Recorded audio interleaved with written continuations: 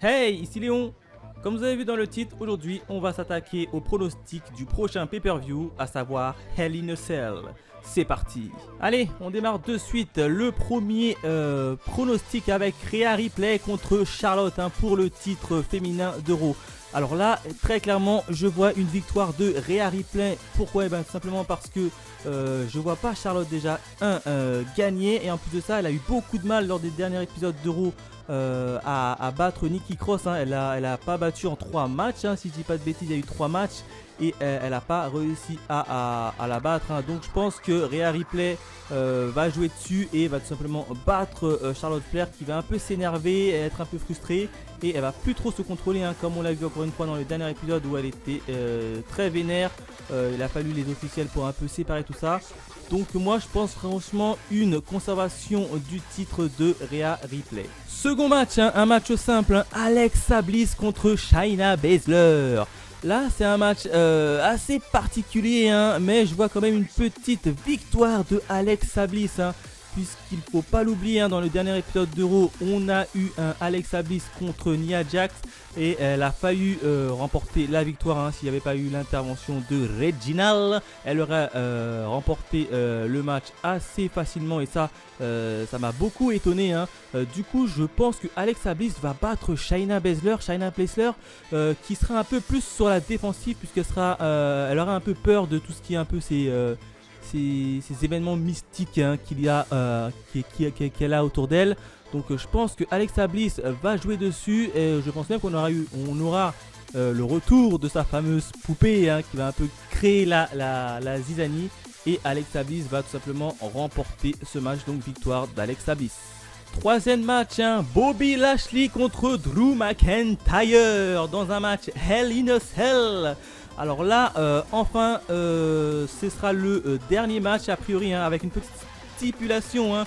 Si Drew McIntyre perd, il ne pourra plus challenger Lashley pour le titre de WWE.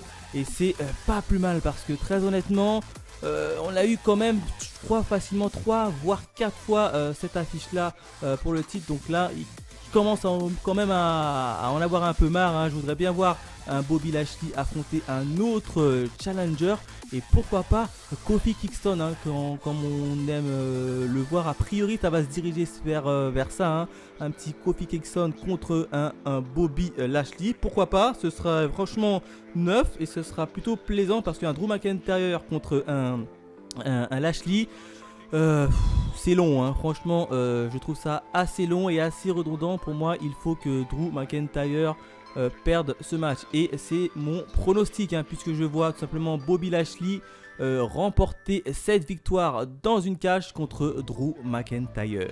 Autre match, cette fois-ci pour le titre féminin de SmackDown, Bianca Belair contre Bayley. Alors là, je vois une victoire de Bianca Belair qui va à mon avis conserver son titre face à Bayley, qui va un peu plus rager pour un peu continuer tout simplement cette petite rivalité entre elles. Donc victoire de Bianca Belair qui va la jouer un peu costaud comme d'habitude, et Bayley qui va un peu la jouer un peu tactique, rusée, mais elle va se faire avoir. Moi je le vois comme ça, donc victoire de Bianca Belair.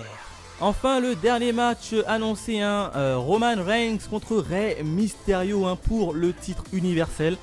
Alors là, très clairement, il n'y a pas de surprise, puisque je vois simplement Roman conserver son titre face à Rey Mysterio.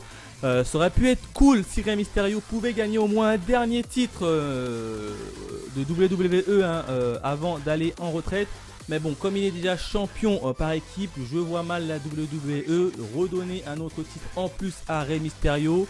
Donc victoire logique pour moi de Roman Reigns, qui va, à mon avis, il va se passer des petits trucs, des petites choses dans ce match, avec pourquoi pas un petit Rey Mysterio un peu galvanisé, un peu surpuissant, pour un peu se venger de ce qui s'était passé contre lui et contre son fils tout simplement.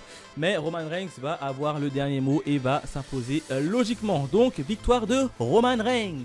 Voilà ce que je pouvais dire sur les pronostics de Hell in a Cell. Alors la carte est encore incomplète puisqu'au jour où je tourne cette vidéo, où on est le 17 juin et donc il nous reste encore le dernier épisode de SmackDown qui va à mon avis annoncer un Rollins contre un Cesaro. À mon avis ça va être ça la dernière carte, voire encore une de plus d'ailleurs s'il y a un Rollins contre Cesaro, je pencherai sur une victoire de Cesaro tout simplement, qui battra enfin Rollins pour un peu se venger de tout ce qu'il a subi. Voilà, n'hésitez pas à me dire dans les commentaires vos pronostics à vous, si vous êtes plutôt d'accord, pas d'accord, bref, dites-moi tous vos pronostics dans les commentaires. Quant à nous, on se retrouve pour de nouvelles aventures. Allez, bye les fans de catch.